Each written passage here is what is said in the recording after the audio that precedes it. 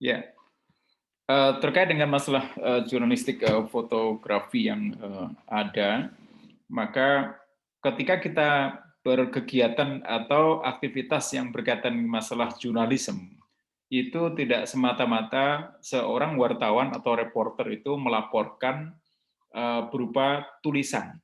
Ya, misalkan kalau Anda meliput sebuah event atau peristiwa, Anda menulis dengan judul, kemudian ada konfigurasinya itu ada lead, kemudian body, kemudian tail. Ya. Jadi ada judul, kemudian ada namanya lead itu sebagai pembuka yang sifatnya adalah memancing, ada attractiveness-nya. Kemudian berbicara lebih detail. Kemudian ada sebuah penutup, misalkan semacam itu. Jadi rangkaian sebuah kalimat. Dan itu membentuk pesan yang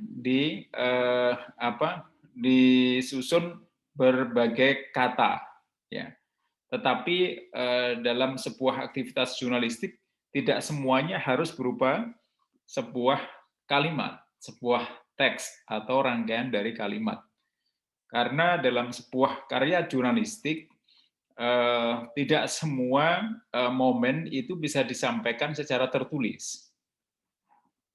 Beberapa poin yang kalian bisa lihat dalam slide ini adalah bagaimana kemudian ada sebuah peristiwa yang itu kalau ditulis justru tidak bisa merepresentasikan fakta yang hadir. Ketika sebuah teks itu memiliki keterbatasan dalam menggambarkan sebuah peristiwa, maka fotografi ini hadir untuk mengatakan itu. Coba Anda lihat poin di pertama, misalkan. Bagaimana kemudian seorang wartawan itu bukan lagi memberitakan dalam sebuah rangkaian kalimat, tetapi dia tampilkan dengan sebuah foto. Demikian juga yang kedua, ini malah sebentar, saya harus sambil admit mereka yang baru masuk ini. Agak terpecah konsentrasi.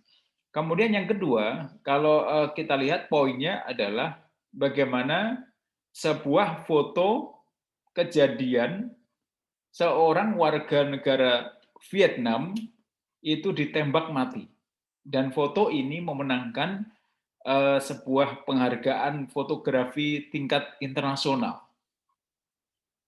Nah, di poin 1, 2 itu menggambarkan sebuah fenomena, sebuah fakta, sebuah peristiwa yang kalau digambarkan dengan sebuah rangkaian kalimat, dia sangat terbatas sekali. Namun ketika dihadirkan dalam sebuah foto, maka dia menceritakan 1000 makna. Inilah yang akan kita bahas, mengapa kemudian ketika dalam sebuah karya jurnalisme itu tidak harus dihadirkan dalam sebuah kalimat, tetapi fotografi menjadi salah satu cara mengekspresikan bagaimana kemudian wartawan itu menyampaikan gagasan atau melaporkan sebuah peristiwa. Ya, oke. Kemudian kita lihat ini juga sebagai sebuah karya jurnalistik. Bagaimana sebuah situasi kalau digambarkan dalam peristiwa fotografi ini adalah sungguh luar biasa bisa menjadi sebuah rangkaian kalimat yang berlembar-lembar. Tetapi ketika dihadirkan dalam sebuah karya jurnalistik berupa fotografi, cukup dengan satu foto, dan dari foto itu kemudian ada sebuah kebebasan melakukan interpretasi dari audiens.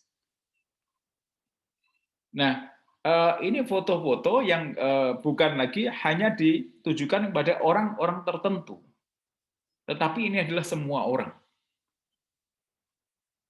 Foto ini adalah foto untuk publik, yang artinya nanti ada beberapa persyaratan bagaimana seharusnya sebuah foto jurnalistik. Kalau kalian perhatikan bagaimana sebuah bangunan hancur, ini adalah sebagai sebuah jalanan atau gang, kemudian bagaimana ada orang. Ini adalah sebuah suasana yang kacau, suasana yang tidak menyenangkan, bahkan ada beberapa orang yang mencoba menginterpretasikan ini adalah sebuah suasana yang ada hujan, ada air, ada gedung-gedung yang dibombardir dengan bom. Kemudian Anda lihat juga di sini ada mobil yang ringsek. Kemudian ini juga ada beberapa poin yang beberapa barang yang itu yang seharusnya tidak seperti ini. Jadi suasana yang mencekam, suasana yang kacau, suasana yang untidy. Nah, posisi ini yang ketika Anda menjelaskan dalam sebuah kalimat sangat berbeda tentunya hasilnya. Ya, oke. Nah, kita perlu tahu sekarang apa sih sebetulnya yang dikatakan dengan foto jurnalistik. Kemudian apa bedanya nanti dengan foto-foto yang biasa? Ya, tentu saja kalau kita lihat yang namanya foto, ada sebuah foto yang murni berupa foto tanpa ada penjelasan. Bisa. Jadi kalau Anda lihat sekitar tahun 90-an awal, kalau nanti Anda cari foto-foto jurnalistik yang mendapatkan penghargaan, baik itu yang sifatnya nasional di Indonesia maupun yang di luar negeri. Ada sebuah foto yang tampil begitu saja fotonya, tanpa ada sebuah penjelasan. Dan itu sudah bisa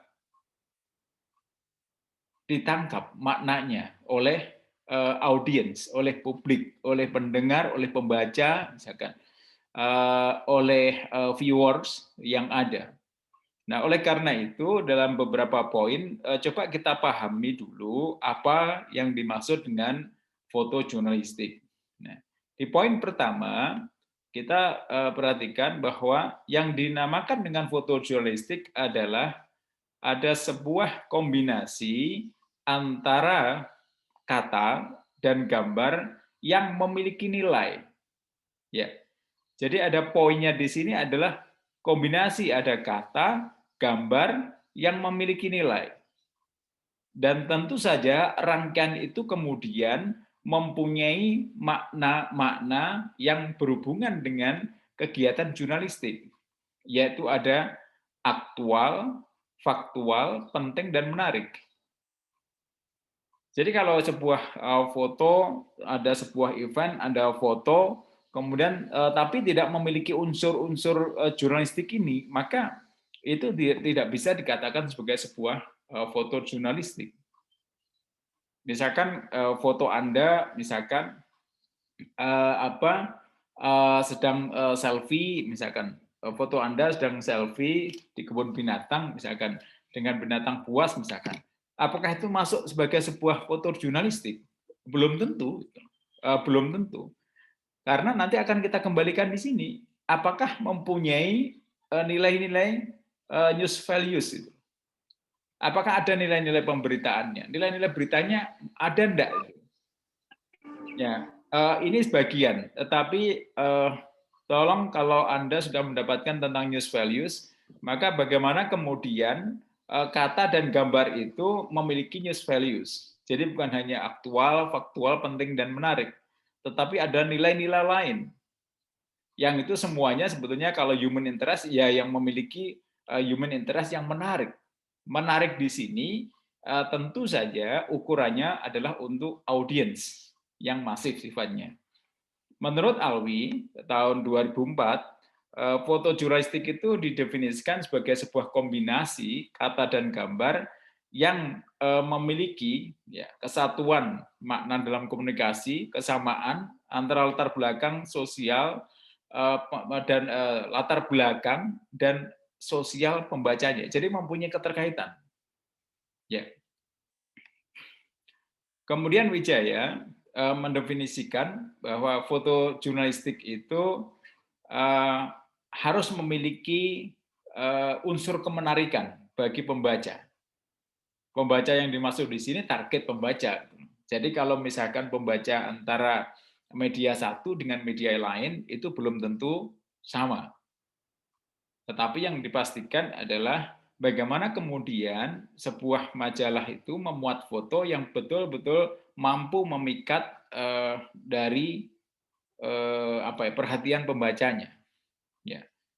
Dan dari foto itu tentu saja masyarakat bisa memaknainya dengan sangat cepat, ya, sangat cepat dan mudah untuk dimaknai.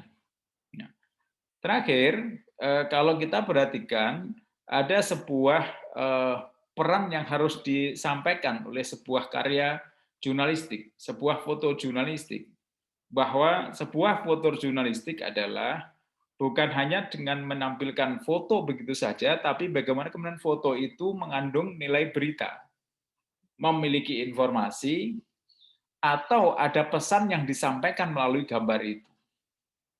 Ya, dengan gambar itu pula, dengan foto pula, dia mempunyai fungsi untuk menginformasikan, kemudian poin-poin lain juga berkaitan masalah entertain dan juga persuasi. Itu foto jurnalistik. Jadi kalau kita kembali kepada definisi-definisi foto jurnalistik itu banyak sekali. Tetapi intinya kalau kita tarik beberapa poin utama foto jurnalistik adalah sebuah perpaduan atau sebuah foto atau perpaduan antara foto dan teks yang memiliki nilai-nilai jurnalisme. Ya. Nilai jurnalisme itu seperti apa? Jadi nilai-nilai jurnalisme itu ya mempunyai news values itu, nilai-nilai berita. Artinya tidak harus secara keseluruhan beberapa nilai berita yang ada. Lebih banyak nilai berita yang masuk akan jauh lebih bagus dikatakan sebagai sebuah karya jurnalistik. Tetapi ketika hanya memiliki 2, 3, it's okay, no problem. Ya. Selama foto jurnalistik itu mampu menjalankan fungsinya, bahwa ada sebuah nilai berita yang ada dalam foto itu. Oke. Nah, karakteristik dari sebuah foto jurnalistik sekarang. Ya. Karakteristiknya adalah bahwa foto atau perpaduan itu mengekspresikan pandangan seorang jurnalis foto terhadap fakta, terhadap peristiwa. Pesan apa sih yang ingin disampaikan? Ya. Sebagai sebuah perpaduan antara foto atau teks foto, maka sebuah karya jurnalistik fotografi itu bisa jadi merupakan ekspresi dari seorang fotografer, seorang reporter ketika menangkap ada sebuah peristiwa.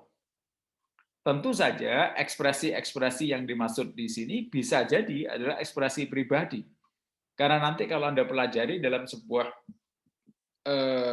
proses produksi konten media, maka salah satu faktor yang mempengaruhi sebuah isi media itu adalah kepribadian wartawannya. Jadi karakter individu pekerja media itu mempengaruhi konten, mempengaruhi bagaimana dia meliput berita, mempengaruhi bagaimana dia memilih fakta, bagaimana kemudian dia memilah-milah narasumber yang akan diwawancarai. Ketiga, kita bicara pada karakteristik foto jurnalistik mempunyai tujuan, yaitu selain menyampaikan informasi kepada sesama, maka sebuah karya jurnalistik itu sebagai sebuah aktualisasi terhadap freedom of speech and freedom of expressions. Nah, di poin terakhir, maka foto jurnalistik itu adalah sebuah karya yang memang ditujukan untuk publik, untuk audiens. Artinya apa? Ya untuk orang banyak. Jadi kalau sebuah foto yang ditujukan kepada seseorang tertentu saja, itu belum tentu menjadi sebuah karya jurnalistik. Contoh misalkan Anda foto ukuran paspor yang Anda sampaikan kepada pembuat KTP misalkan, atau untuk membuat paspor Anda. Maka foto yang diambil oleh departemen misalkan imigrasi itu tidak masuk dalam karya jurnalistik karena tidak disampaikan dalam rangka untuk komunikasi orang banyak, hanya orang tertentu dan itu untuk kepentingan administratif. Ya, itu berbeda. Ya, oke. Ya, baru masuk lagi, ada yang masuk lagi. Oke. Kemudian jenis-jenis fotografi. Ya, jenis-jenis foto jurnalistik itu ada apa saja dan bagaimana kemudian nanti mengambil. Teman-teman, nanti kalian mempunyai tugas setelah perkuliahan ini untuk mengambil atau untuk membuat karya foto jurnalistik. Ya, dari poin ini nanti untuk mengukur bagaimana Anda paham betul dengan materi ini, yaitu dengan cara menugaskan Anda bagaimana kemudian Anda nanti melaporkan dalam sebuah karya foto jurnalistik itu. Ya. Bagaimana karya-karya foto jurnalistik yang Anda tampilkan nanti Anda bisa jelaskan ya, mengapa itu masuk pada karya jurnalistik. Mengapa kemudian Anda mengambil fenomena yang ada itu. Dan ini untuk membuktikan bahwa ketika Anda berbicara pada karya jurnalistik, maka Anda mempunyai posisi sebagai reporter. Ya, ketika sebagai reporter yang terjadi apa? Maka Anda dituntut ini. Bagaimana kemudian Anda menetapkan ini news values-nya. Kemudian saya akan mengambil angle semacam ini. Saya akan mengambil sudut yang paling unik, yang Anda yakin orang lain tidak akan mudah untuk mengambil sudut pandang itu. Ya. Oke, jadi diingat setelah materi ini Anda harus membuat karya foto jurnalistik, yaitu cukup satu. Oke, satu. Saya tidak ingin Anda mengirimkan ada 5 karena semuanya menarik. Nah, kalau 5 semuanya menarik, artinya Anda bingung, belum bisa menentukan bagaimana sebuah foto jurnalistik yang baik. Ya. Kalau 5 bisa jadi baik semuanya, tapi di antara baik itu mana kira-kira yang mempunyai prioritas. Oke, sekarang kita lihat jenis-jenis foto jurnalistik sekarang. Ya, yang pertama spot foto misalkan. Spot foto itu sebuah karya foto jurnalistik yang tidak dijadwalkan, istilahnya accident lah, tidak terduga peristiwa itu. Contoh misalkan apa? Misalkan jadi peristiwa kecelakaan, tiba-tiba kecelakaan kan nggak direncanakan toh. Nah itu misalkan. Atau yang tidak terjadwal lagi, misalkan peristiwa-peristiwa yang unexpected happen ya, yang misalkan ada tiba-tiba kondisi banjir misalkan. Kemudian ada sebuah karya foto jurnalistik yang mendapatkan penghargaan Adi Negara ya. Itu apa peristiwanya? Yaitu sebuah truk tentara yang memuat supporter Persebaya misalkan. Nanti Anda cari, punyanya Jawa Pos. Itu kondisinya sangat miring sebelum jatuh, tetapi seorang fotografer mampu mengabadikan itu. Bagaimana ekspresi dari driver, sopirnya, sopir truk yang seorang tentara, seorang prajurit itu, kemudian bagaimana ekspresi para supporter yang berjubel duduk di bak belakang. Dia mengambil dari sudut depan. Nah, ini adalah sebuah yang tidak terduga akan terjadi. Dan tentu saja ketika kita bicara pada spot foto, ya seorang reporter ada di situ. Seorang reporter ada di situ. Oke, kemudian general news foto. Foto-foto yang hadir, yang itu expected istilahnya bisa diprediksi atau kejadian-kejadian yang reguler, rutin terjadi. Nah, banyak misalkan kalau peristiwa-peristiwa rapat MPR, sidang-sidang DPR, MPR, misalkan semacam itu. Atau presiden menyampaikan press conference, atau menyampaikan pidato kenegaraannya, dan macam-macam. Artinya, ketika kita baca general news foto, nanti ada kemudian kalau spot foto, maka kita berbicara pada kelangkaan sebuah peristiwa itu terjadi. Jadi peristiwa itu yang terjadi secara luar biasa, extraordinary itu, ya. Kalau kita bicara pada kecelakaan sepeda motor dengan sepeda motor, kemudian ada potret, mungkin hal yang sangat biasa. Karena kenapa? Di Indonesia banyak kecelakaan sepeda motor. Ya. Karena saking biasanya, saking seringnya menjadi biasa. Gitu. Nah, kalau yang tidak terbiasa, bisa jadi sepeda motor dengan sepeda motor, kecelakaan, namun yang ada sesuatu yang sangat luar biasa, misalkan dalam peristiwa itu. Tuh. Kemudian ketiga, kita berbicara pada sebuah sosok orang, yaitu people in the news photo. Ya, jadi yang menjadi fokusnya adalah sosok orang itu. Atau sosok orang itu bisa jadi adalah individu atau sekelompok orang yang ditampilkan. Itu menjadi isu yang sangat penting untuk diangkat. Yang pertama bisa jadi karena keluar biasaan juga. Gitu. Contoh misalkan sebuah foto yang tadi di halaman depan misalkan. Itu sosok seorang prajurit ya, yang gagah perkasa tapi ekspresinya seperti itu. Saya coba untuk kembali misalkan. Ya, ini ada seorang prajurit lari dia. Dia mampu mengambil angle ketika dia sedang lompat. Oke, kemudian bagaimana ekspresi wajahnya? Ini sosok ini yang coba ditampilkan. Sosok yang menggambarkan bisa jadi adalah menggambarkan suasana yang sangat mencekam, bisa jadi, atau dan lain-lain. Ya, itu saya katakan 1000 makna hadir di sana. Ya. Oke. Kemudian dari live foto, ini berkaitan masalah human interest. Human interest itu adalah peristiwa sehari-hari yang itu mampu menarik emosi, empati kepada pembacanya atau yang melihatnya. Contoh kemarin pernah diangkat dalam sebuah Facebook dan Instagram itu terkait dengan seorang pemulung anak-anak ketika menunggu hujan, dia kemudian membaca Al-Quran di emperan toko. Kemudian ternyata ada yang dekat di sana memotret dan merekam. Kemudian diuploadlah di dalam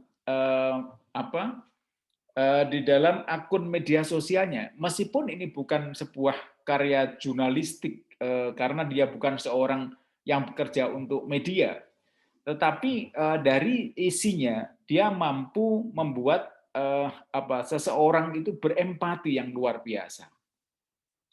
Dan kalau Anda lihat sekarang Facebook, Instagram itu juga banyak digunakan oleh lembaga-lembaga media mainstream dalam rangka untuk menampilkan foto-foto yang sifatnya human interest. Ya. Oke, kemudian next ada jenis lagi adalah portrait.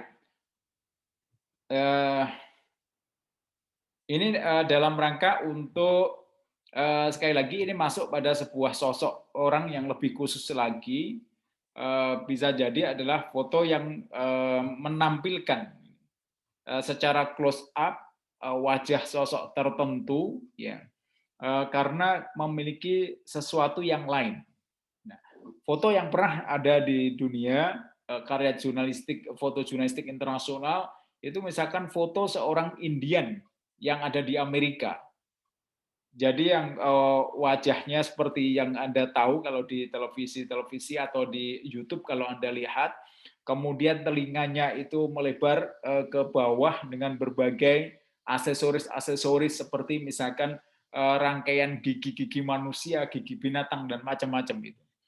Itu adalah portrait ingin menggambarkan sosok seseorang secara close up. Close up itu mempunyai fokus yang sangat dekat dengan objeknya. Ya. Kemudian ada spot foto, Anda sudah saya yakin paham, termasuk berkaitan masalah sains teknologi dan art and cultural photo. Ini berhubungan dengan peristiwa-peristiwa khusus. yaitu olahraga, kemudian ilmu pengetahuan, teknologi, budaya, dan peristiwa-peristiwa seni. Di social and environment ini, mahasiswa, kalian bisa pahami social and environment ini hampir sama dengan yang ini tadi, daily life photo. Jadi memiliki nilai human interest-nya. Oke, ini beberapa syarat yang harus Anda penuhi nanti dalam tugas itu. Semakin Anda bisa melengkapi semua ini, maka akan semakin bagus. Jadi informatif, ya, hangat dan faktual sebetulnya hampir sama saja, tetapi yang dimaksud dengan hangat ini bukan hanya sekedar baru terjadi, tetapi juga menjadi sebuah ya kalau katakan bahasa kerennya itu viral ya. Jadi hangat itu menjadi perbincangan. Jadi akan mampu menjadi sebuah perbincangan internasional. Mampu menjadi perbincangan dari netizen misalkan. Nah, bagaimana untuk bisa memastikan itu hangat gitu loh. Jadi contoh begini misalkan, kalau saat ini sedang ramai kasus misalkan TNI vs HRS misalkan semacam itu. Maka Anda mampu mengambil sebuah peristiwa bagaimana seorang prajurit TNI misalkan mencoba untuk di daerah tertentu melakukan sweeping terhadap poster, spanduk, baliho misalkan. Dan ketika menemukan bagaimana Anda tahu ekspresinya misalkan, maka itu peristiwanya hangat gitu loh. Jadi bukan hanya baru saja terjadi, kalau faktual baru saja terjadi. Kemudian informatif jelas karena dia mempunyai nilai informasi tertentu yang ingin Anda sampaikan Anda sebagai seorang reporter. Maka poinnya apa yang ingin Anda sampaikan di poin foto Anda itu? Otentik, karya asli Anda, ya. Anda sendiri yang tidak harus Anda sendiri boleh, tetapi itu adalah gagasan Anda. Ada misalkan ada kelemahan seseorang itu kan kadang kalau memegang kamera, meskipun kalian ada anak muda itu kadang-kadang agak gemetar gitu. Jadi shaking ya, ketika mengambil foto itu shaking tuh. Anda bisa menyuruh orang, tapi instruksi ada di Anda bahwa dia harus ngambil peristiwa ini dan saat itu Anda harus ada di situ. Kemudian ngambil angle-nya dari sisi mana, itu harus ada. Ya. Atraktif yang jelas mempunyai unsur kemenarikan yang luar biasa. Gema atau magnitude, impact. Seberapa peristiwa yang Anda ambil itu mempunyai impact atau magnitude yang tinggi. Dampak dari sebuah peristiwa yang Anda tampilkan, yang Anda ambil itu seberapa tinggi sih dampaknya itu. Ya. Oke, silakan Anda nanti kalau mau catat pertanyaan di inbox, kalau bisa menyampaikan secara lisan juga silakan juga.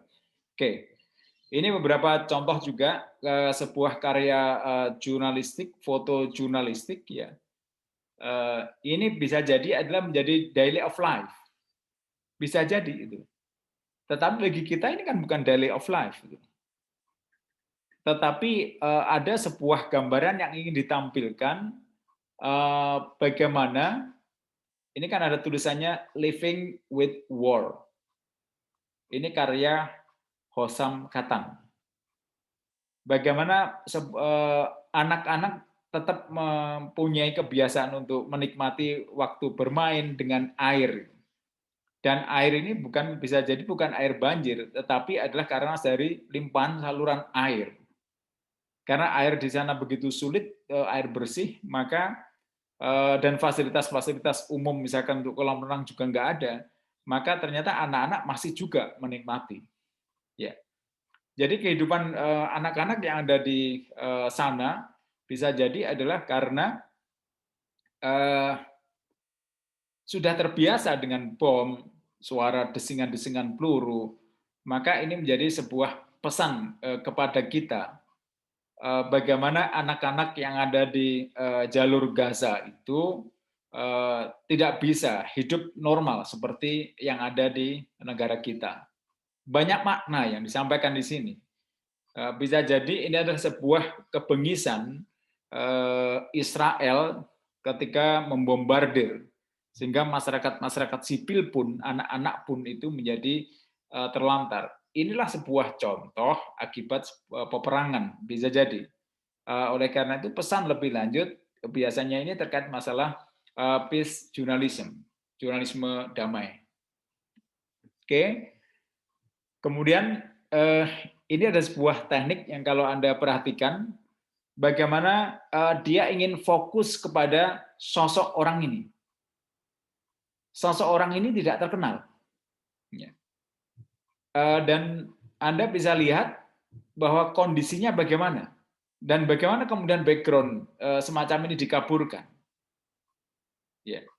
Ini ada sebuah makna yang ingin disampaikan. Bagaimana seorang ayah mencoba untuk melindungi anaknya, menyelamatkan anaknya. Dan ini ada suasana badai. Baik itu karena ada badai hujan atau badai-badai lain yang mengakibatkan ada suasana banjir atau berlimpahnya air.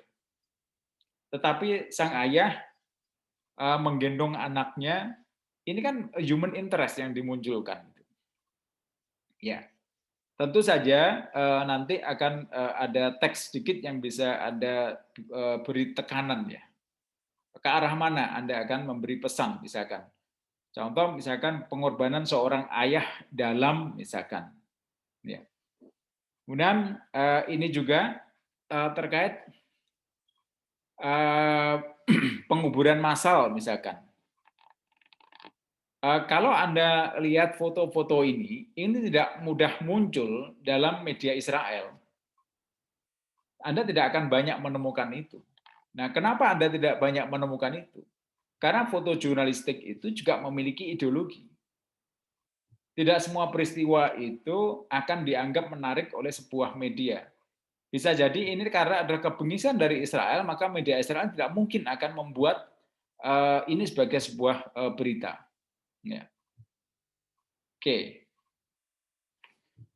Nah, kegiatan-kegiatan jurnalistik atau dalam istilah fotografi jurnalistik, ini yang menggambarkan kondisi yang ada saat ini. Ketika ada sebuah live concert, misalkan Michael Jackson atau misalkan live concert Blackpink, misalkan orang penonton itu yang di depan itu bukan lagi berbicara bagaimana menikmati event itu, tetapi justru bagaimana dia berusaha untuk mendapatkan gambarnya itu. Jadi dia kepingin suasananya langsung, padahal dalam gambar itu belum tentu dia ada dalam video itu. Tetapi ada sebuah kebanggaan tersendiri ketika dia bisa mengambil foto dengan tangannya sendiri.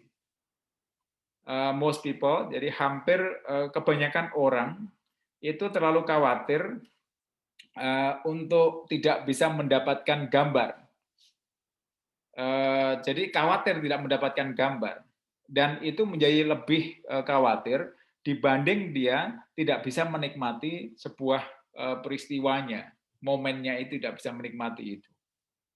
Artinya membuat sebuah karya, membuat dokumentasi itu menjadi lebih penting buat kebanyakan orang. Ini juga, nah ini nanti dari poin ini, maaf saya tidak akan memberikan PowerPoint ya. Jadi kalau Anda merasa penting silahkan dicatat atau di screenshot silahkan ya. Saya tidak akan berikan PDF-nya. Ya, ini yang kita lihat perbandingan antara fotojurnalism versus fotografi. Tentu saja dalam pandangan seorang pembaca. Ya. Bagaimana sebuah fotojurnalisme itu dibedakan dengan foto-foto yang biasa misalkan. Ini beberapa definisi. Kalau kita lihat bagaimana terjadinya sebuah evolusi dari kegiatan-kegiatan fotojurnalistik itu sendiri.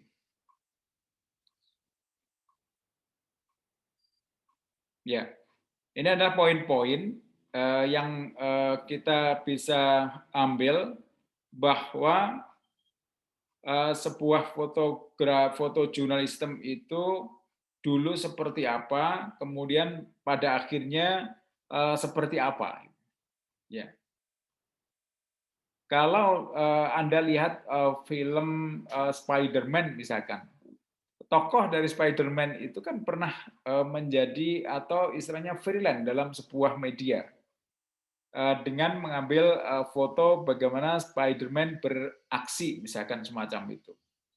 Atau dengan karya-karyanya seorang tokoh Spider-Man ini mendapatkan imbalan uang. Ya. Nah, sekarang apakah seperti itu seorang fotografi? Ya. Nah, ini Anda bisa dapatkan dari penjelasan-penjelasan yang ada dalam slide ini. Ya. Dari definisi ini misalkan, ya, professional photos are marginalized and academic level photo education is channeled to pick and choose picture from online picture gallery. Ya, kalau Anda lihat saat ini foto-foto yang ada di internet, Anda sangat mudah sekali mendapatkan jenis foto apapun ya. Yang itu bisa Anda sesuaikan dengan kebutuhan Anda. Untuk apa? Intinya kalau kita bicara pada sebuah foto jurnalisme dan sebuah fotografi ya, di awal tadi yang sudah saya sampaikan bahwa sebuah foto jurnalisme itu adalah karya foto yang memiliki nilai-nilai jurnalisme. Bisa jadi sebuah foto yang sifatnya adalah pribadi kemudian menjadi karya jurnalisme ketika misalkan ketika ternyata foto itu adalah foto seorang tokoh misalkan. Karena salah satu news values misalkan, maka name makes news, itu bisa jadi. Ya. Oke, kita coba dengarkan, perhatikan, silakan memperhatikan apa yang disampaikan dalam video ini ya. What is photojournalism as opposed to all other kinds of photography? It's capturing moments in time. It's capturing pieces of history. It is reporting in a visual medium, and it tells a story. Every day is the same challenge to try to... Oke, di poin pertama itu adalah capturing moment, ya. Jadi bagaimana menangkap sebuah momen yang tidak biasa terjadi. Tell something, to report something. Ini yang sifatnya semuanya adalah kembali kepada aktivitas jurnalisme itu sendiri. Tell news through photography. That's taking something that's inherently artistic and adding journalistic content. What we're striving to reconcile is that creative process with telling the facts. A great photo is one that gives the viewer this instant gut feeling of what is going on. And for the journalist, we can just dig deeper into these stories and explain it. It is very easy to understand language. You try and have all the elements together in a frame that's going to make it more than a frame. It's going to make it something more complex. And the whole point is to capture in a still photograph that decisive moment.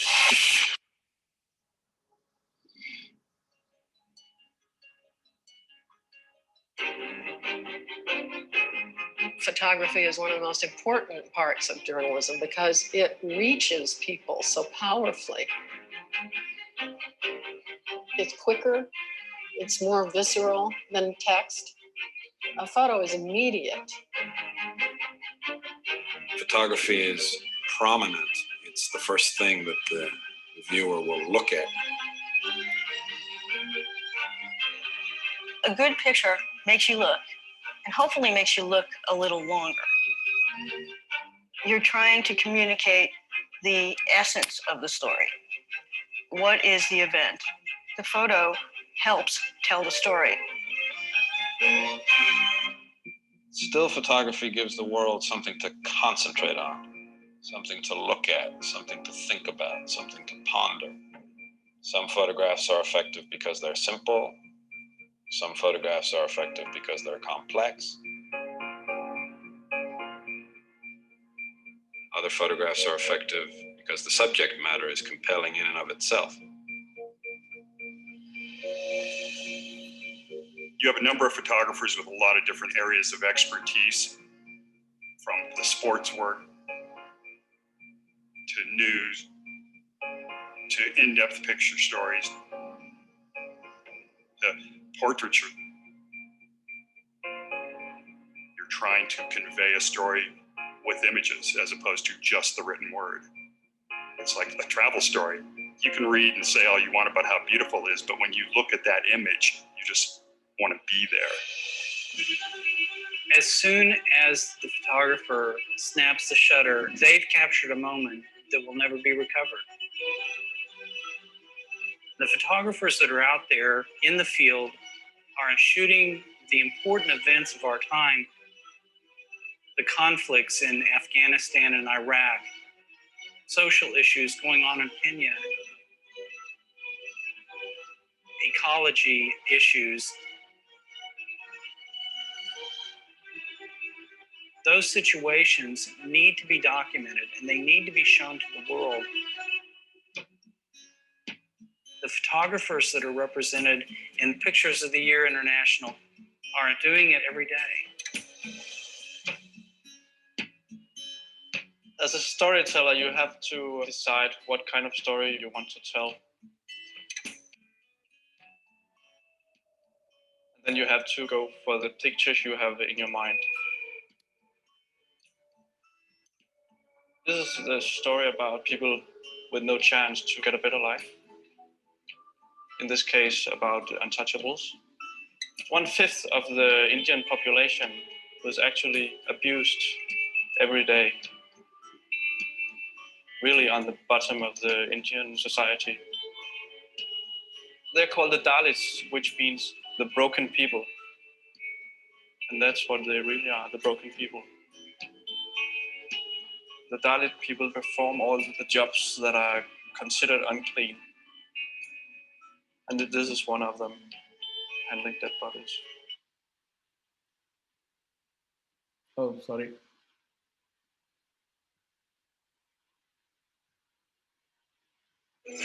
What is photo? Inherently artistic. They perform all the jobs that are considered unclean.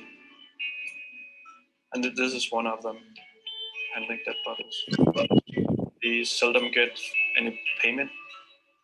And if they reject this kind of work, they'll get beaten or sent to jail. It's a small girl, probably starving, probably freezing at night. And her look into the camera is heart-gripping.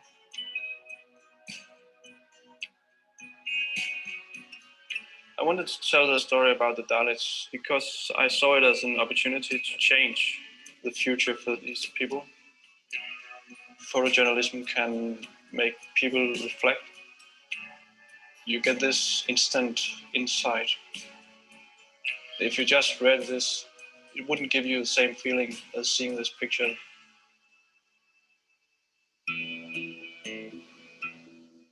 What makes photojournalists special is you have to get in close. You have to go where other people don't want to go. Photojournalists put themselves in places where normal people don't, and they have to get closer to the action than any other journalist. You have to see things other people don't want to see, and you have to do your job. A typical assignment would be, I would call my editor and tell him, there's a story somewhere over there. Nobody knows about it yet, but it's gonna happen. And then you find yourself on a plane the same day.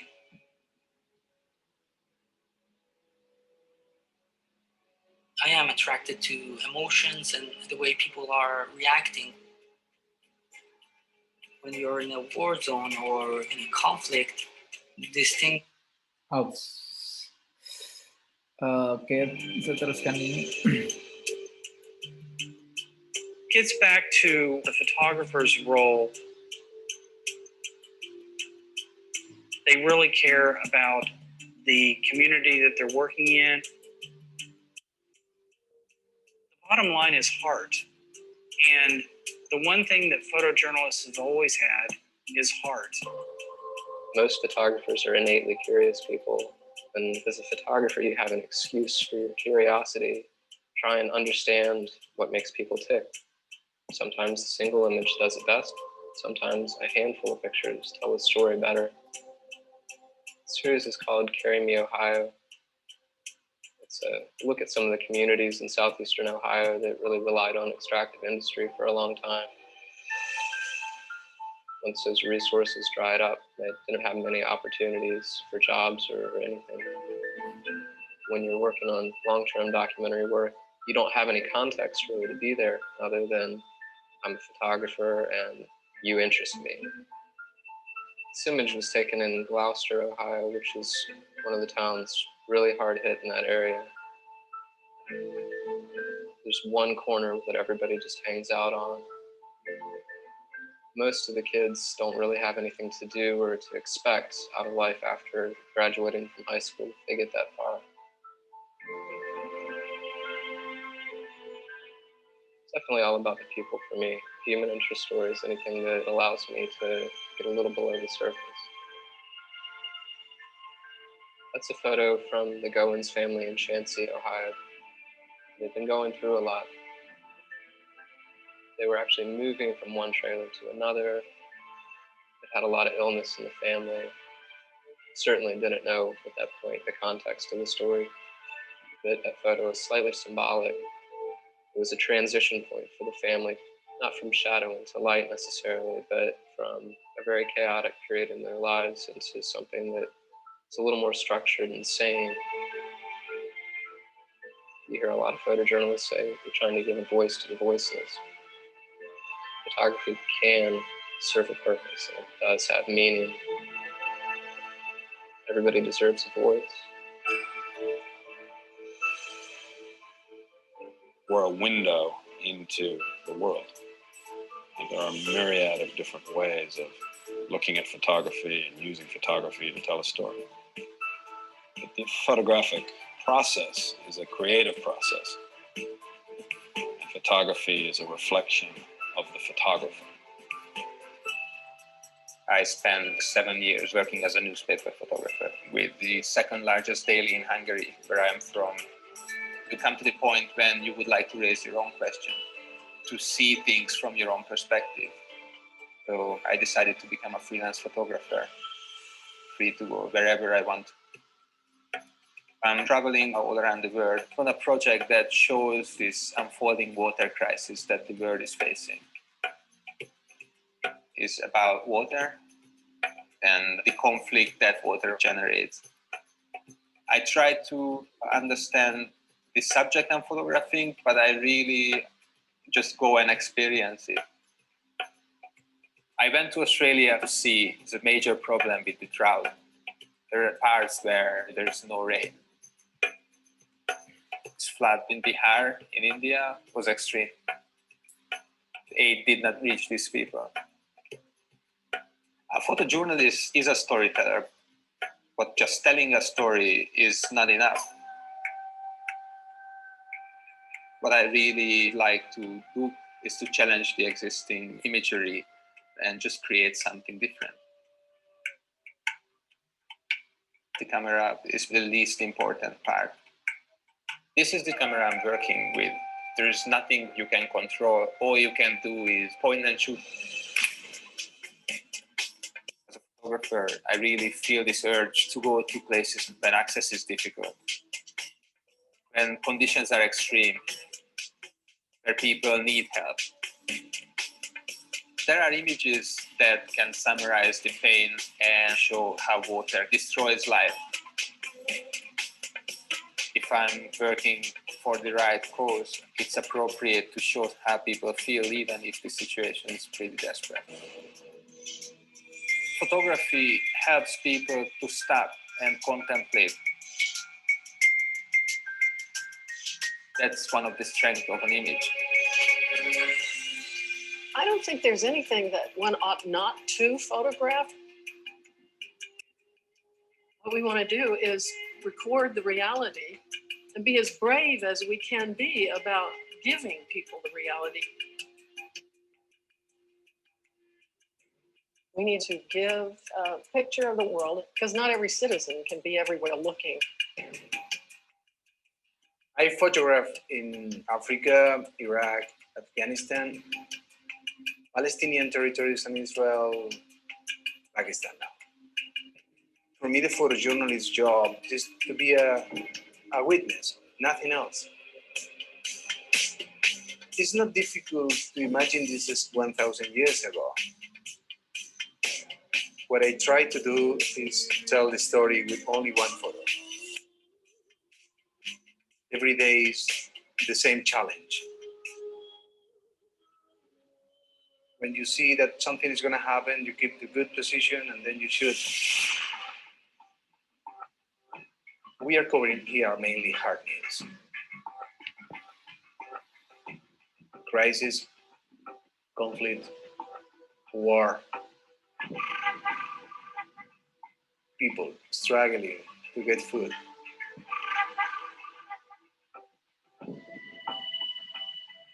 You arrive at the place and then you start to think which photo can define the situation.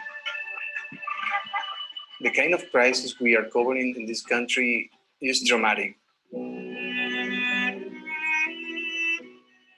These portraits I took around Pakistan, women affected by domestic violence. Saida was burned by her husband, and he decided to go to her house and to throw acid in her face. And this was the result. The message of this photo should be very simple. How she was and how she is now. But also how brave she is to pose for my camera.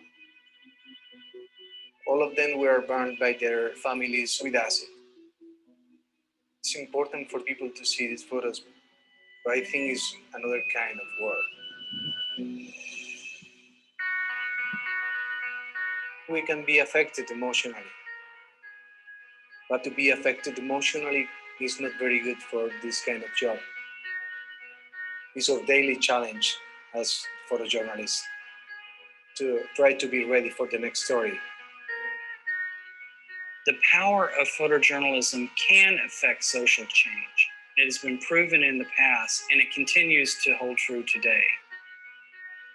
We have a more immediate response to photojournalism. The power of photojournalism is being able to communicate with people on a different level. The overarching aim is to have effective photography, photography that works, that conveys a message. A photograph can give you an instant insight in other people's life. One image is worth more than 1,000 words. Photography is a universal language. The real heart of it is to make someone feel. That's one of the strengths of an image. It's still the closest proof of reality. It's all about moments, real moments.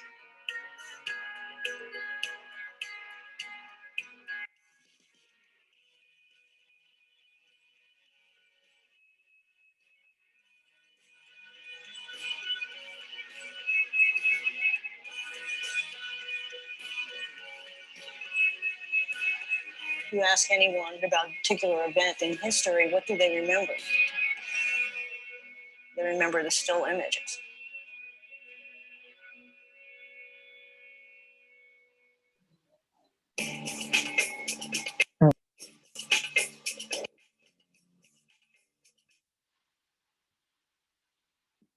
Oke, itu tadi beberapa penjelasan, bahkan ada banyak poin yang disampaikan oleh seorang fotografer jurnalistik. Ya.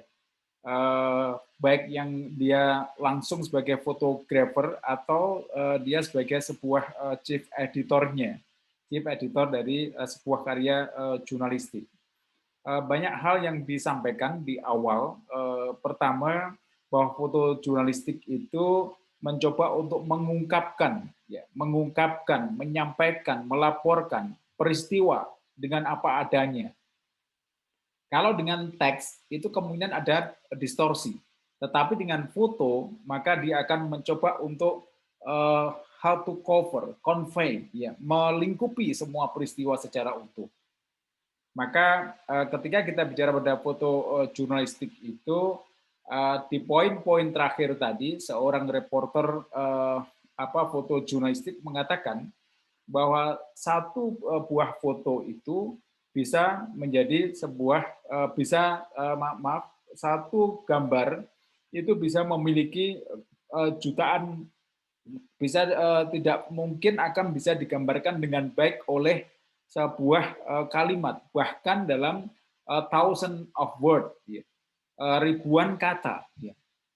Dengan ribuan kata itu kemungkinan akan bisa menjelaskan dengan baik, kemungkinan. Artinya apa? Belum menjamin.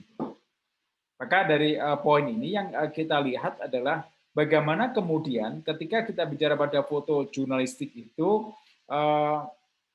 seseorang reporter ingin menyampaikan sesuatu.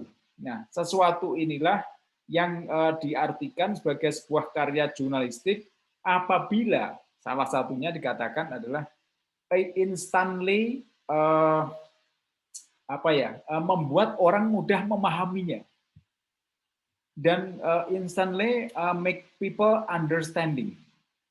Dengan mudah orang memahami terhadap sebuah karya foto jurnalistik itu.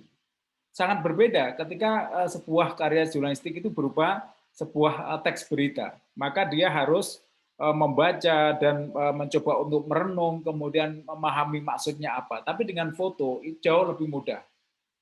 Ini beberapa fungsi dari jurnalistik fotografi, to communicate the news, to generate interest, to communicate untuk menyampaikan sebuah berita, sebuah informasi, karena fotografi itu sendiri mengandung news values. Kemudian untuk menghasilkan sebuah kemenarikan, to give another dimension to newsworthy figure. Jadi untuk memberi sebuah dimensi yang lain dari sebuah peristiwa yang terjadi. Kemudian sebuah foto jurnalistik juga menjadi atau berperan meningkatkan kualitas dari berita itu sendiri.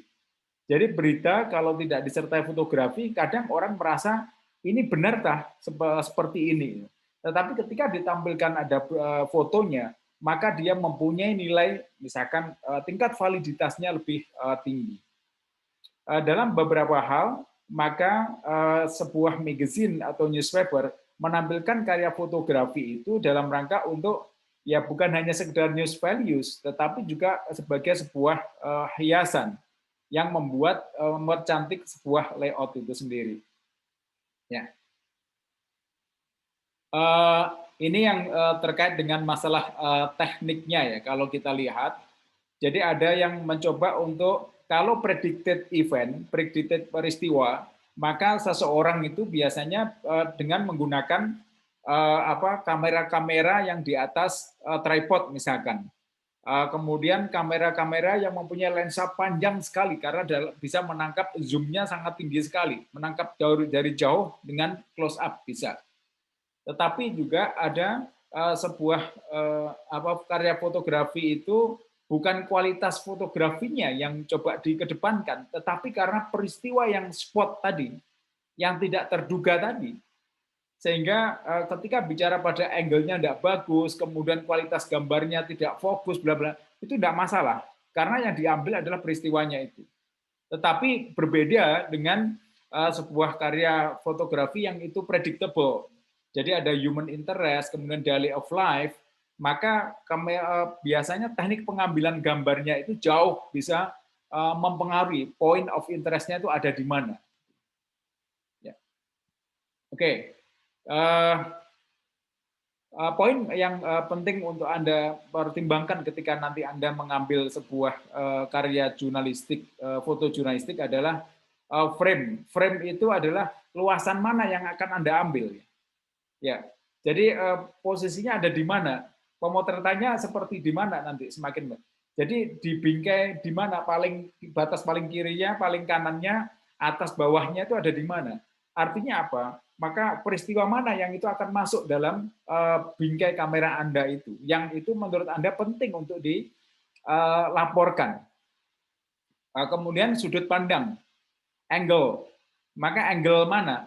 Angle itu bisa jadi adalah dari bawah, dari samping kanan, atas, ketika Anda mengambil dari objek yang Anda ambil. Nah, teman-teman, Anda harus memperhatikan ketika kita bicara pada frame dan angle. Tips dalam pemilihan angle nanti adalah bagaimana Anda mengambil angle yang tidak biasanya orang ambil. Itu akan munculkan keunikan. Dan selanjutnya terkait masalah time. Jadi waktu yang tepat Anda mengambil sebuah peristiwa itu. Jadi kalau misalkan ada Formula One dan MotoGP misalkan, bagaimana kemudian Anda bisa menangkap sebuah peristiwa itu dengan pas? Bagaimana Anda memadukan, ingin menggambarkan seorang juara dunia yang baru misalkan, itu berpenampilan sangat gagah dan kecepatannya sangat tinggi, maka itu bisa diatur oleh diafragma kamera, ya, sehingga nanti bagaimana yang belakang itu kelihatan gerakan seperti yang menggambarkan posisi sangat cepat sekali, ya. Ya, nanti ini saya gambarkan di poin-poin videonya akan saya tampilkan juga. Silahkan. Ini secara singkat. Is quite a challenge for photographers, a goal they try to accomplish even in the most terrible circumstances. Our cover story is reported by Maurice Dubois. It's been just a week, and yet images from Las Vegas already haunt us. Photos from the deadliest mass shooting in recent American history join other familiar images of our time to remind us once again that a picture can be worth 1,000 words. These photographs from the Associated Press capture the chaos. Ini seperti ini tadi gambar-gambar ini dari sisi kamera bisa jadi kualitas fotonya tidak bagus, tapi yang diambil adalah peristiwanya ini.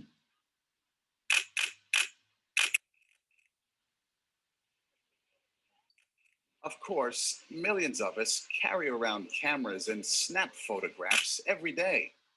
But is it possible to teach someone to take a great picture?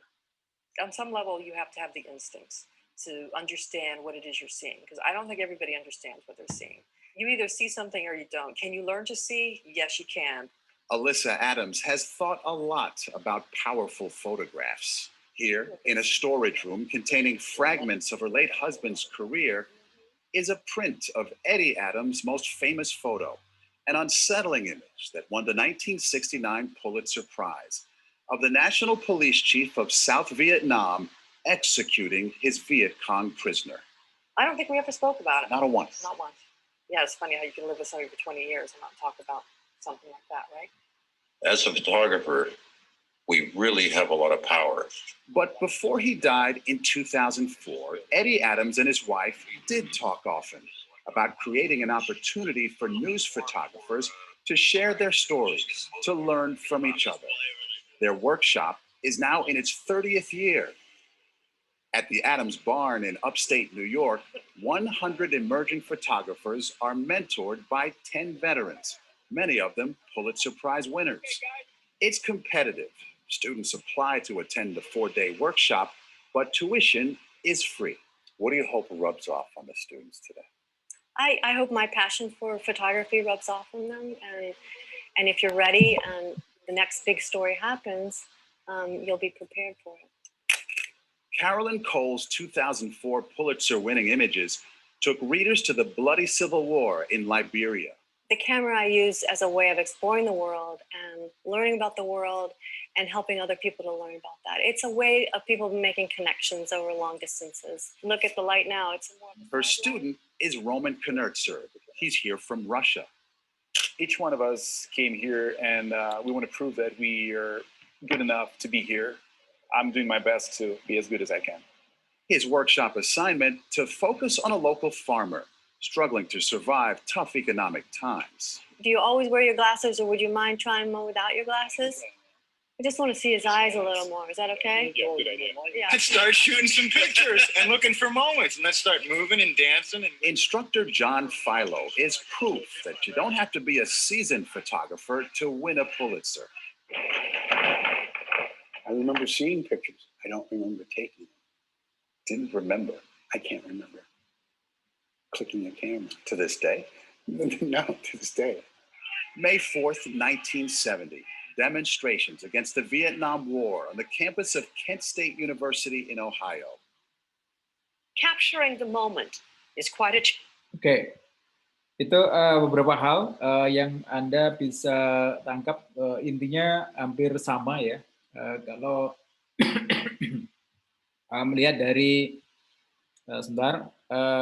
penjelasan masing-masing wartawan tadi, intinya ketika kita bicara pada sebuah karya jurnalistik, poin-poin yang harus diperhatikan adalah bahwa sebuah karya jurnalistik, sebuah karya foto jurnalistik itu memiliki nilai berita, mengungkapkan mengungkapkan fakta dengan apa adanya, dan ketika menampilkan sebuah fakta dalam sebuah fotografi, dia bisa menceritakan, ya, atau dengan gambar itu dia akan tampil dengan berbagai makna, beribu-ribu makna.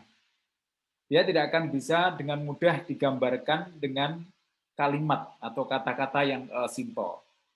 Kira-kira seperti itu poin yang tertangkap dalam sebuah karya jurnalistik. Oke, sebentar, saya akan ambil picture dulu.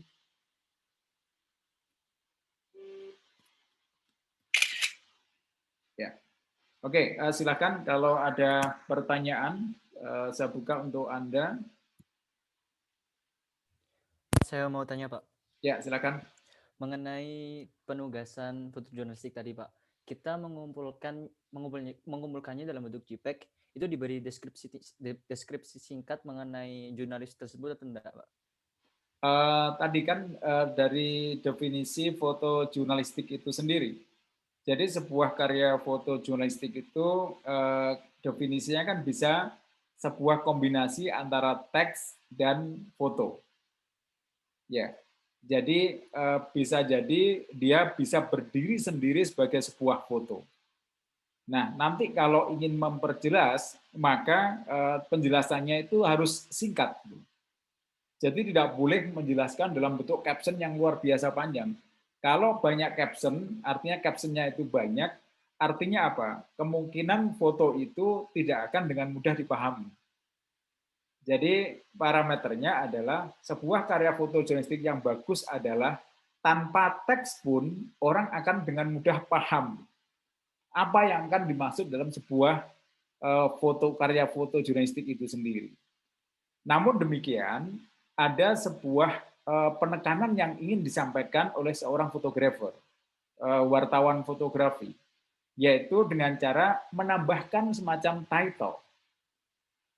Jadi title yang dimaksud di sini adalah sebuah kalimat yang singkat, atau mungkin bahkan bukan kalimat, bisa jadi kalimat yang tidak utuh, bisa jadi adalah dalam beberapa foto memang ada penjelasannya sedikit, misalkan.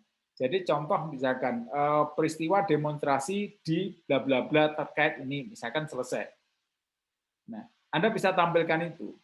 Anda boleh menjelaskan itu tapi dalam bentuk file yang terpisah. Jadi nanti ada JPEG, ya.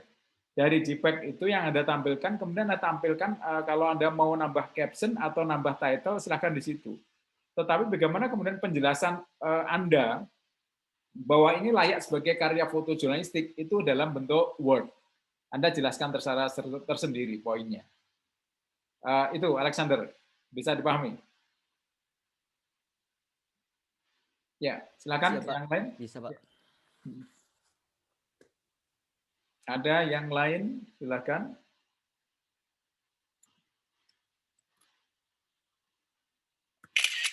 Tidak ada?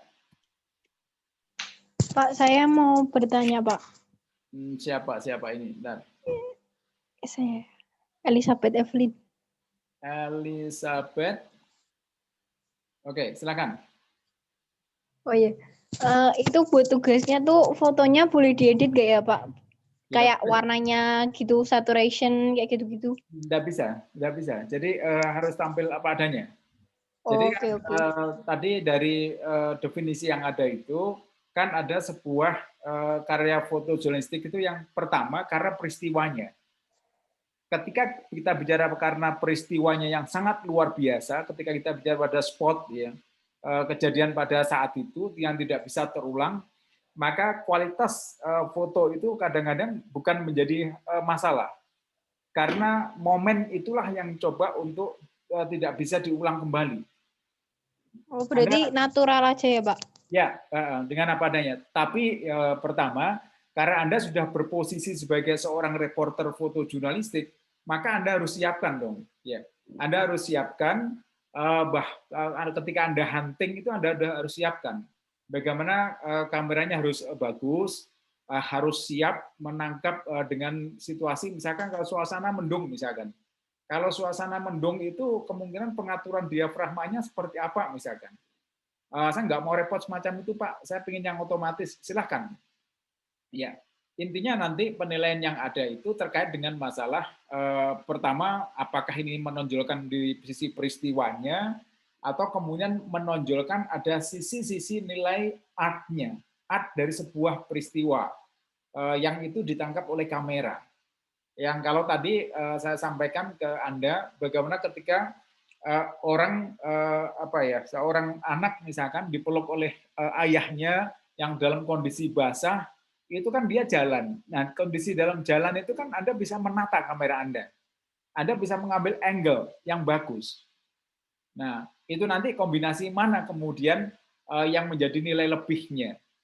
Artinya, kalian punya alternatif banyak sekali. Mau bicara pada sebuah peristiwanya, Suhel, Anda sedang ngapain itu?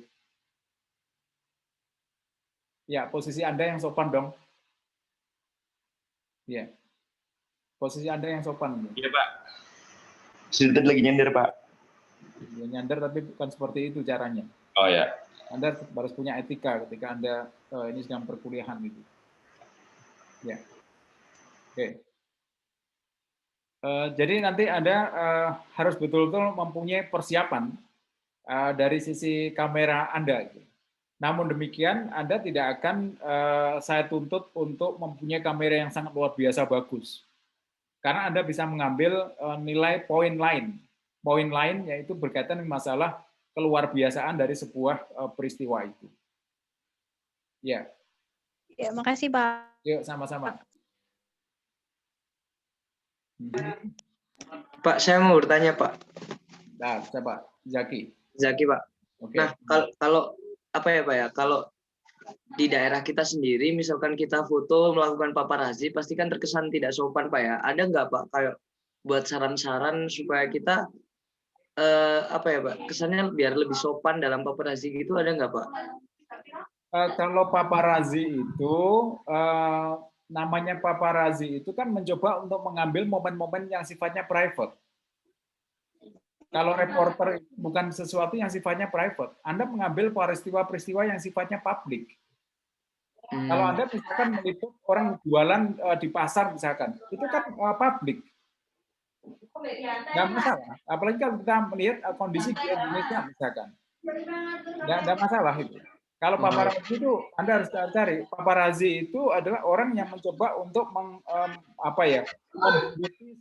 sesuatu karena punya kehidupan yang bisa diungkap dengan cara yang sangat menarik perhatian publik misalkan. Contoh artis misalkan.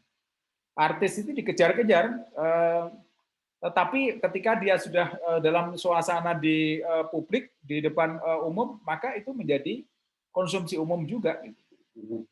Ya, jadi nggak ada istilahnya kalau kita bicara pada fotografi itu, maka tidak ada istilahnya sopan atau tidak sopan. Kecuali kalau Anda masuk kepada ranah privat seseorang, misalkan ada satu keluarga sedang menikmati makan bersama di restoran misalkan, tiba-tiba Anda nyelonong, maaf Pak ya saya foto. Itu yang, tetapi ketika Anda dari jauh menangkap bahwa ini ada public figure, Anda ambil fotonya tanpa permisi pun tidak masalah gitu. Ya, Ya, public figure, posisinya dia public figure misalkan itu. Karena Anda tidak sedang mencoba untuk misalkan mengungkap keburukan seseorang misalkan semacam itu. Ya. Banyak hal yang bisa Anda ambil yang itu tidak harus Anda merasa kesulitan bagaimana untuk mengambil. Karena banyak peristiwa di sekitar kita. Dan peristiwa itu bisa jadi adalah bukan hanya yang menampilkan orang, tetapi juga bisa jadi adalah menampilkan binatang, menampilkan alam. Contoh misalkan di Selokan misalkan itu ya. Di Selokan depannya pemerintahan kota Malang misalkan. Itu selokannya banyak sampah sekali misalkan. Menumpuk airnya, kemudian wah ini kalau banjir, kalau hujan lebat kemungkinan besar akan banjir. Maka Anda bisa memperkirakan ketika hujan lebat feeling Anda akan muncul. Nah, saya harus mengejarnya. Jadi ketika hujan, Anda lari ke sana, kemudian mencoba untuk merekam peristiwa itu. Banjir beneran apa tidak itu. Tetapi Anda sudah memotret pada saat itu bahwa sampah yang luar biasa.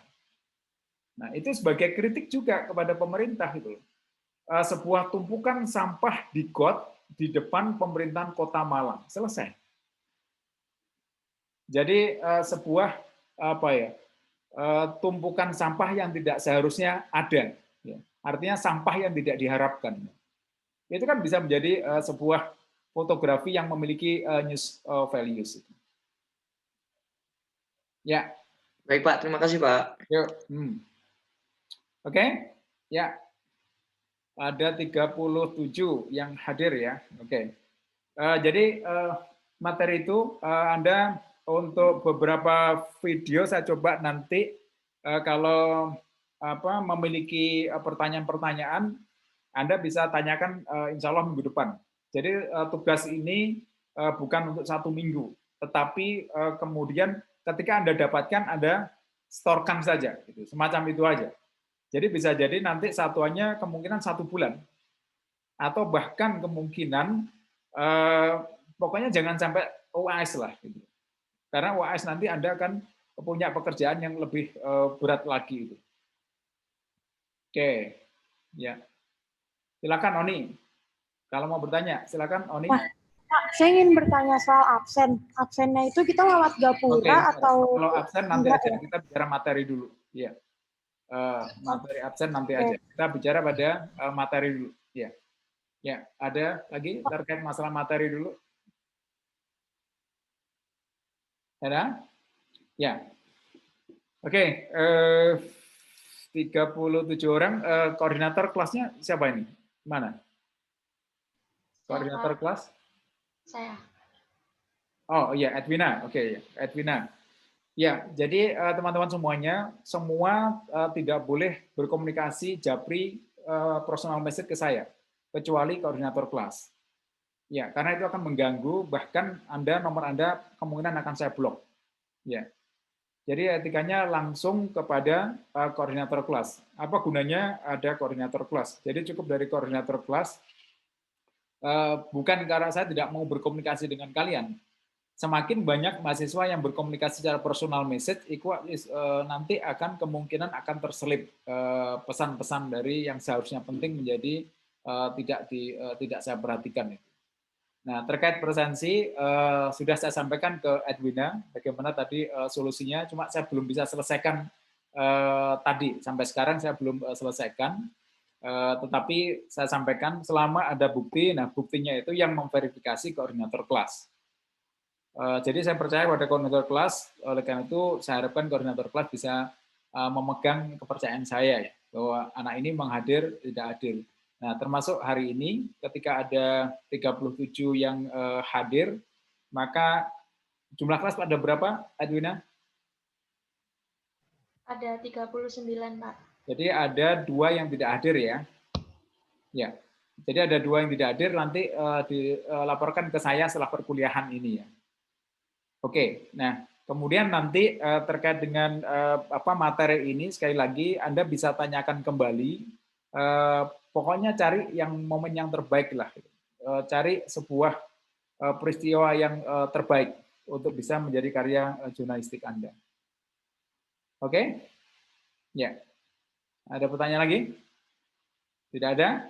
Baik, kalau tidak ada, saya akhiri. Kita sudah melebihi batas waktu yang ditentukan. Harusnya sekitar 60-an menit. Kita sudah lebih dari 60 menit. Mohon maaf, insya Allah kita ketemu. Jadi kita nanti akan optimalkan untuk sinkronus dulu ya.